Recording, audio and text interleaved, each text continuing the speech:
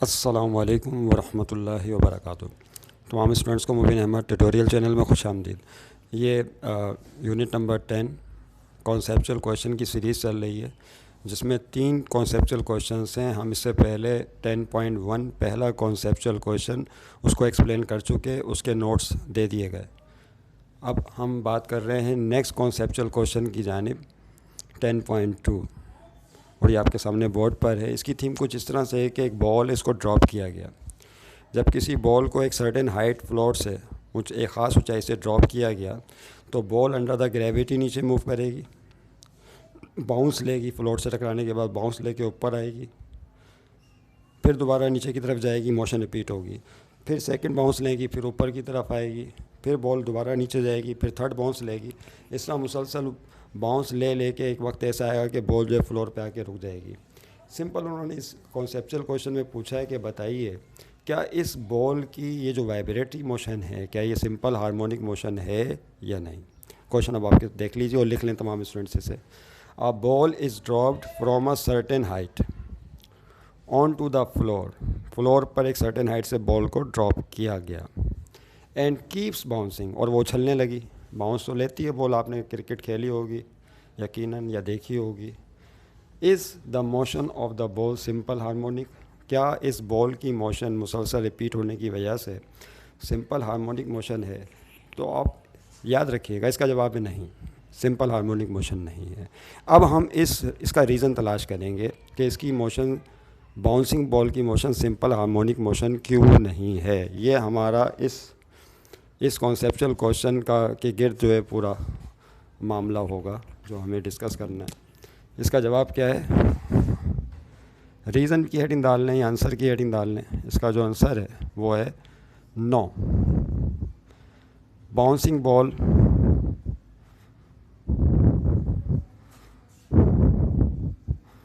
Does not execute, bouncing ball does, execute का मतलब होता है अंजाम देना, एग्जीक्यूट सिंपल हार्मोनिक मोशन। ये सिंपल हार्मोनिक मोशन एग्जीक्यूट नहीं करती। तो जो तलबा शुरू से हमारे साथ अटैच हैं यूनिट नंबर 10 में और शुरू से वो वीडियो लेक्चर्स अटेंड कर रहे हैं, तो ये बात अच्छी तरह वो समझ रहे हैं कि हम एक जुमला अक्सर वीडियो में बोलते रहे, वो ये था कि हर simple harmonic motion vibratory motion होती है, लेकिन हर vibratory motion simple harmonic motion नहीं होती। यही इस पूरे यूनिट नंबर 10 जिसका नाम है simple harmonic motion and waves का मुद्दा है। इसी बात को पूरे चैप्टर में डिस्कस किया गया है मुख्तलिफ अंदाज से कि हर सिंपल हार्मोनिक मोशन वाइब्रेटरी तो है, but every vibratory motion does not execute simple harmonic motion.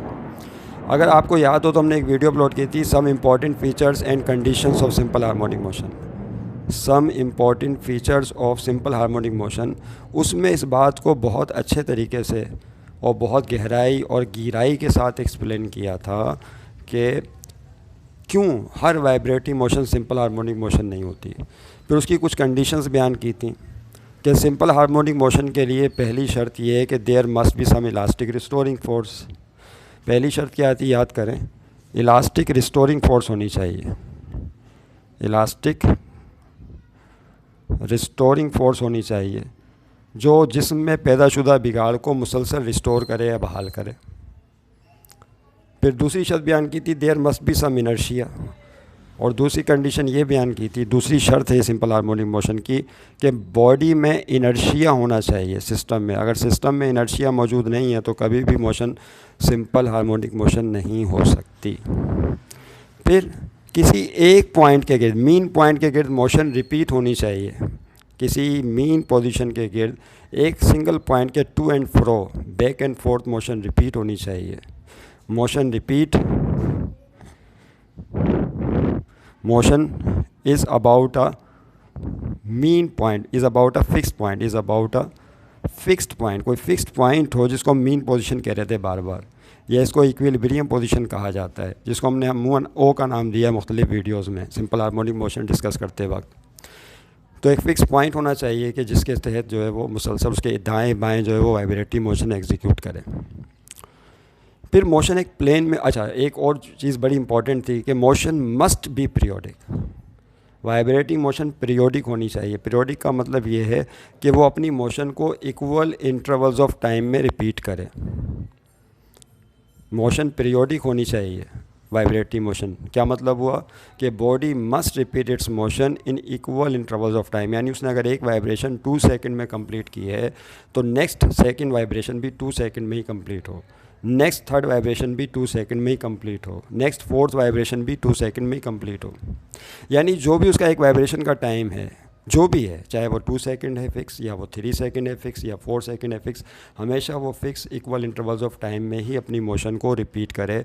Periodicity होनी चाहिए वाइब्रेटिंग मोशन एग्जीक्यूट करते वक्त। क्या होनी चाहिए? बॉडी की मोशन पीरियोडिक होनी चाहिए। Motion is periodic. जो सिंपल हार्मोनिक मोशन है वो क्या होती है? पीरियोडिक होती है। और फिर एक प्लेन में होनी चाहिए, प्लेन से आउट नहीं होनी चाहिए। ये भी इसकी कंडीशंस में से कंडीशंस है। आइए अब इस बाउंसिंग बॉल पे इन कंडीशंस को अप्लाई करके देखते हैं। अगर ये बाउंसिंग बॉल, उछलने वाली बॉल, इन तमाम कंडीशंस को फुलफिल कर लेती है तो उसकी मोशन सिंपल हार्मोनिक होगी। और अगर कोई एक कंडीशन भी वायलेट हो गई तो इसका मतलब है बाउंसिंग बॉल की मोशन सिंपल हार्मोनिक मोशन नहीं होगी। अब जैसा कि आपको जवाब तो पता चली गया है, no, bouncing ball does not execute simple harmonic motion. इसको हम कई तरह से एक्सप्लेन कर सकते हैं। देखिए, जब किसी बॉल को आप ड्रॉप करते हैं, मिसाल के तौर पर ये एक बॉल है, यहाँ से इसको ड्रॉप किया गया, ये आपका फ्लोर है। जब ये बॉल नीचे अंडर द ग्रेविटी मूव करेगी, अब मेरा पहला अंडर द ग्रेविटी मूव करके नीचे जाएगी, यानी यहाँ से बॉल को उठा के आप ऊपर ले गए, उसको छोड़ा आपने, under the gravity ball move करेगी और दोबारा बॉल इस पॉइंट से टकराएगी, फ्लोर से। टकराने के बाद क्या होगा? क्या ग्रेविटी इस पे फोर्स लगाएगी?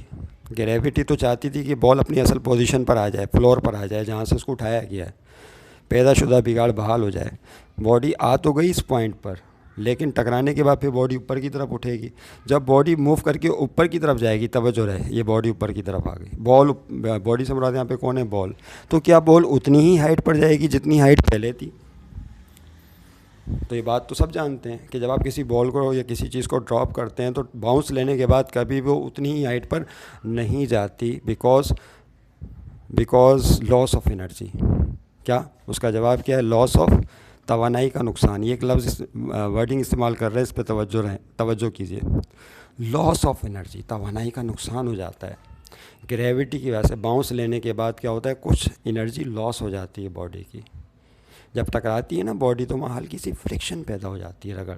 तो हम जानते हैं कि एनर्जी जो है वो neither can be created nor be destroyed. तवानाई ना तो पैदा हो सकती है ना ख़त्म हो सकती है। हाँ, it can be changed in from one form to another form, लेकिन वो एक शक्ल से दूसरी शक्ल में तब्दील हो सकती है। तो यही मामला यहाँ पर होगा कि इसकी तवानाई का कुछ हिस्सा ग्रेविटेशनल पोटेंशियल एनर्जी का हीट एनर्जी में तब्दील हो जाएगा। यही वजह है कि वो दोबारा उतनी ही हाइट पर वापस नहीं जा पाएगी। उसके बाद जब बॉल दोबारा नीचे आएगी, उसने फिर एक बाउंस लिया यहाँ से, बाउंस, फिर दोबारा वो बॉल जो ऊपर उठ गई थी यहाँ तक आई, फिर उसने एक बाउंस लिया, बाउंस लेने के बाद फिर ऊपर जाएगी, लेकिन क्या दोबारा इतनी ही हाइट पे जाएगी जितनी पहले उसने तय की थी फर्स्ट बाउंस में? ये है फर्स्ट बाउंस। और ये कौन सा बाउंस है? Second bounce. दूसरा बाउंस लिया इसने, नहीं, अब हाइट इसकी और कम हो जाएगी। Is that clear? उसके बाद फिर बॉल नीचे की तरफ आएगी यहाँ से। जब बॉल नीचे की तरफ आएगी, अब इसने लेना है थर्ड बाउंस ऊपर की तरफ। जब तीसरा बाउंस लेगी तो क्या दोबारा इतनी हाइट पे जाएगी? तो जवाब है नहीं, हाइट और कम हो जाएगी, फिर हाइट और कम हो जाएगी, और यहाँ तक कि फिर क्या होगा? बॉल फर्श पे आके रुक जाएगी। ये सारा मामला यहीं होगा। मैंने तो डायग्राम को उधर खिसका दिया, ऐसा नहीं है। बॉल जा रही है, वापस ऊपर आई, फिर नीचे गई, फिर ऊपर आई, फिर नीचे गई, फिर ऊपर आई, तो इस तरह से उछल कूद कर रही है। अब मेरा आपसे सिर्फ एक सवाल है और आप जवाब आराम से दे सकते हैं, ज़्यादा सोचने की ज़रूरत नहीं पड़ेगी। क्या ये मोशन पीरियोडिक है? क्या ये बॉल जो उछल कूद कर रही है, क्या ये बॉल सेम टाइम्स में उछल कूद कर रही है? दूसरा, क्या इसका एम्पलीट्यूड सेम है? क्या इसका मीन पोजीशन से फासला, फ्लोर से फासला हमेशा सेम है? तो जवाब है नहीं। इसका जो है फ्लोर से जो फासला है, फ्लोर को मीन पोजीशन मान लें आप, इससे हमेशा डिस्टेंस सेम नहीं है। शुरू में सबसे ज़्यादा, फिर उससे कम, फिर उससे कम, फिर उससे कम। इसका मतलब है डिस्टेंस क्या होता गया? चेंज होता चला गया, कम होता चला गया। तो यहाँ पर सिंपल हार्मोनिक मोशन की ये कंडीशन भी फिर फुलफ़िल नहीं रह पाती। कौन सी? Motion is periodic. For simple harmonic motion के लिए मोशन को पीरियोडिक होना चाहिए, तो पीरियोडिक मोशन तो इसकी है ही नहीं। अच्छा, अब एक मिसाल मुझे और याद आ रही है इस मौके पे, अगर आप थोड़ा सा तवज्जो करें प्लीज़, अटेंशन क्लास।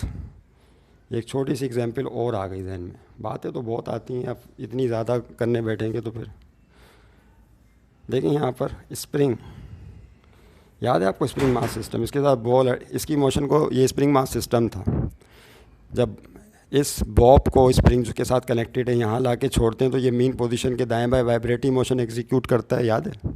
जब ये मीन पोजीशन के दाएं बाएं वाइब्रेटिंग मोशन एग्जीक्यूट करेगा तो इसकी मोशन सिंपल हार्मोनिक मोशन थी। ये बात आप जानते हैं, ये बातें हो गई है, इसमें कोई शक नहीं है। अपनी मोशन को मुसलसल ये रिपीट कर रहा होता है। अगर एनर्जी लॉस ना हो किसी किस्म का एनर्जी लॉस ना हो तो ये अपनी मोशन को इस मीन पोजीशन होकर दाएं बाएं रिपीट करता है। कुछ इस तरह की सिचुएशन थी ना, आपने इसको खींच दिया था, खींच के आप इस पॉइंट पर लेके आ गए थे। ओके, और ये थी मीन पोजीशन, ये एक्सट्रीम पोजीशन थी। ए इस पॉइंट को, फिर ये ओ से इधर आ जाएगा बी पर, फिर बी से दोबारा ए पर, यानी इसके दाएं बाएं वाइब्रेटिंग मोशन एग्जीक्यूट होगी। अगर एनर्जी लॉस नहीं हो रहा तो ये डिस्टेंस हमेशा क्या रहेगा? सेम रहेगा। Is that clear? ये पॉइंट ध्यान में रखिएगा। तो इसकी मोशन सिंपल हार्मोनिक थी। अगर मैं आपको बोलूँ कि इसमें रिस्टोरिंग फोर्स कौन सी है, तो आप बोलेंगे कि जब आप स्प्रिंग को खींचते हैं तो हुक के कानून के मुताबिक स्प्रिंग अपने अंदर पैदाशुदा बिगाड़ को क्या करता है? बहाल करता है।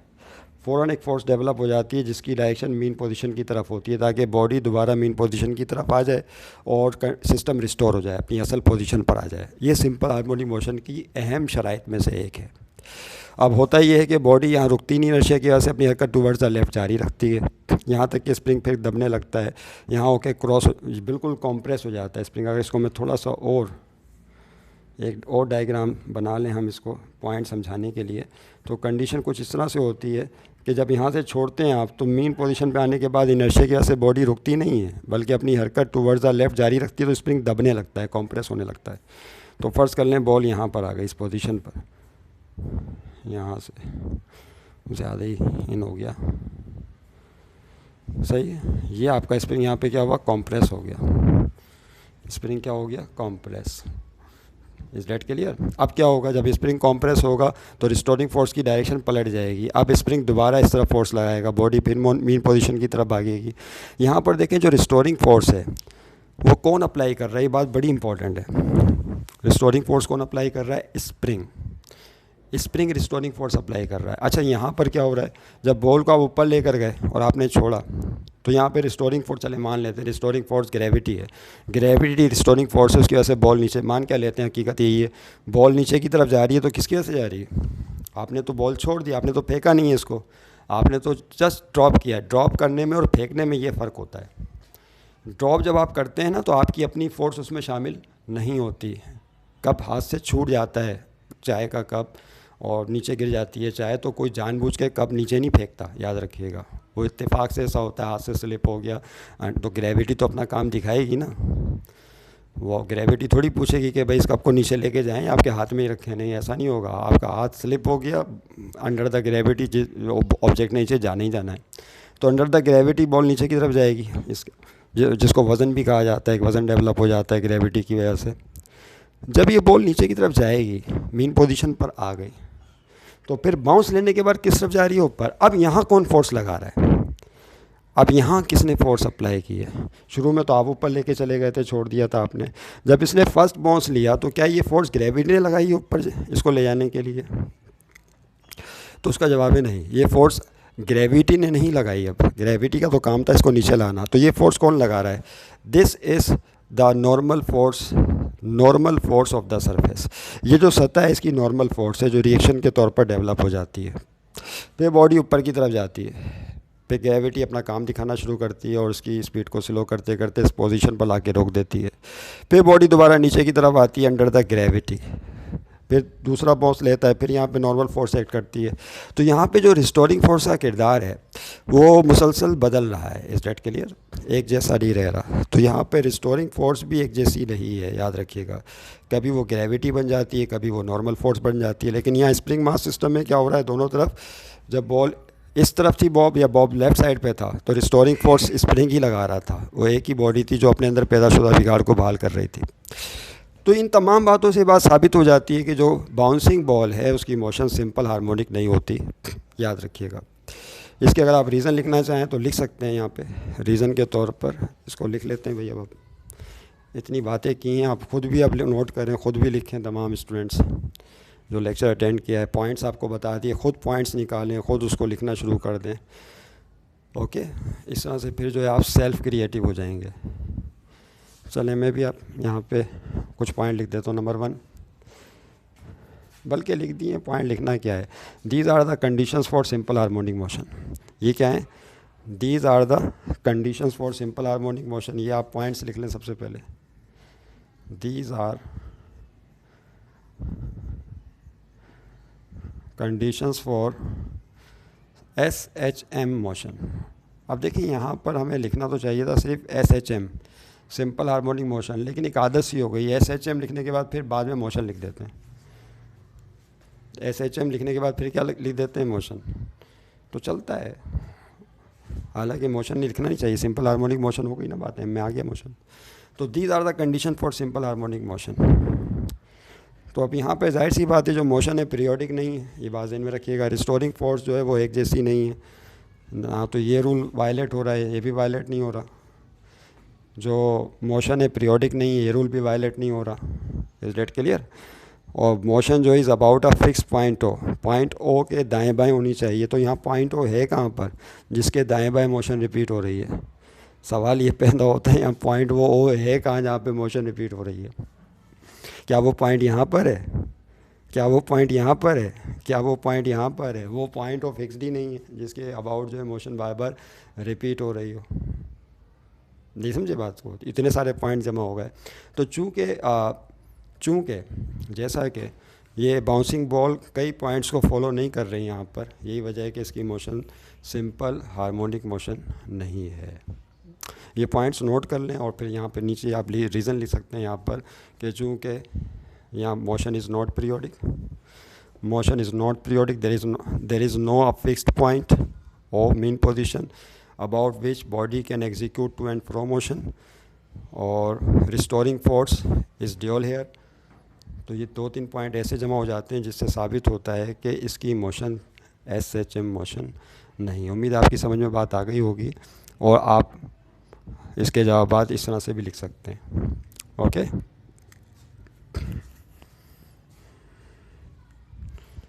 Body does not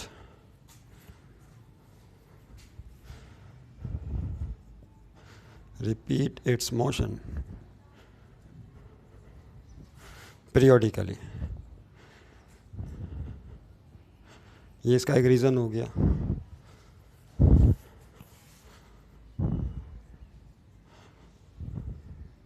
there is no a fixed point. चले भाई, मैं भी लिख ही देता हूँ आपके साथ, there is no a fixed point O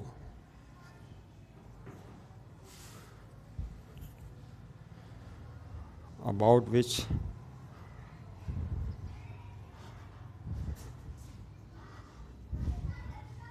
body executes to and fro motion, दाएं बाएं या ऊपर नीचे, टू एंड फ्रो मोशन। तो बस ठीक है, ये पॉइंट्स हैं जिसकी वजह से साबित होता है कि इसकी मोशन सिंपल हार्मोनिक नहीं है। और भी पॉइंट्स हो सकते हैं, उन्हें आप खुद भी तलाश करके लिख सकते हैं।